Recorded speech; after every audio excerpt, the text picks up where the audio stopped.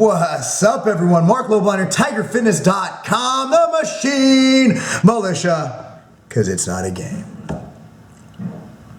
Check it out. Comes from my man, James. Fake name. Yo.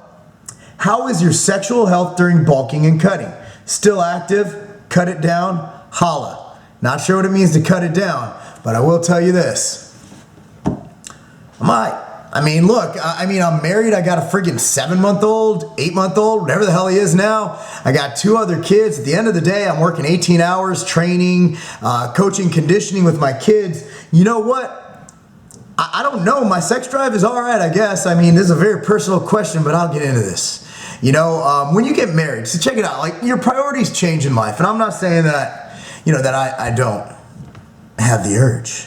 But here's the deal. You know, you have your priorities in check, right? And if you can find time for it, you have to do it. It's good for the relationship. You don't want a relationship where you're not obviously partaking in some extracurricular bedtime activities. You know what I'm saying? Where you're not consorting. You know, you want to get that going on. But the bottom line is, when you're cutting, when I'm cutting, I'm fine. All right, when I'm cutting, that means down to, well, I don't need to cut. I stay at like 5% year round. Let's say when people cut, you should be fine till around like 6%, right?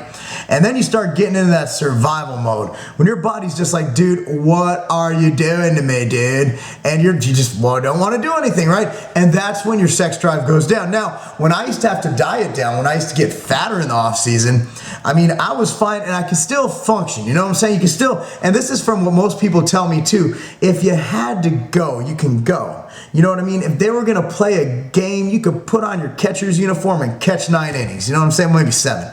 Because you ain't going to last that long when you're contest prep. So let's say you go that whole time, right? You get it done, you get it on, you bang the gong, you get it on.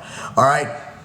Go to bed. Now, you didn't want to do that. The thing is, what women get mad at when guys are prepping, from what I've heard from women, is that what happens is the sex drive goes down. They feel unappreciated, unwanted, because you're not making advances at them, because what you're thinking about is when your next meal is, and why the hell you're so damn hungry, and why you have to do fucking 2 hours of cardio a day. Now, when you're bulking, that's a whole different story. Unless you get so fat when you bulk you can't see your penis, you should be in friggin' fertile mode, man. You should be like, because think evolutionarily speaking. Now, if there's not a lot of food around and you're famished, right? You're not going to want to procreate. And after all, sex is for procreation, right? So you're not going to want to procreate. So what's going to happen is your body's going to say, oh, fuck it, I ain't going to go chase that ass. But if you're eating in abundance, not in too much abundance, because obesity is going to affect how your pecker works. If you're eating enough to sustain and not lose, your body's going to be like, man, I got to get me some ass. So I guess that answers your question, James. Sexual health. Sexual health is also, there's a lot of mental things involved, a lot of hormonal things. Some men whose testosterone decline with age, they could have issues. Some women who, have different genetic factors play a role. So it is what it is, and I hope you're able to get your pecker up. Anyway, thanks for emailing Marc Lobliner, Machine Militia, because getting a boner, it's not a game.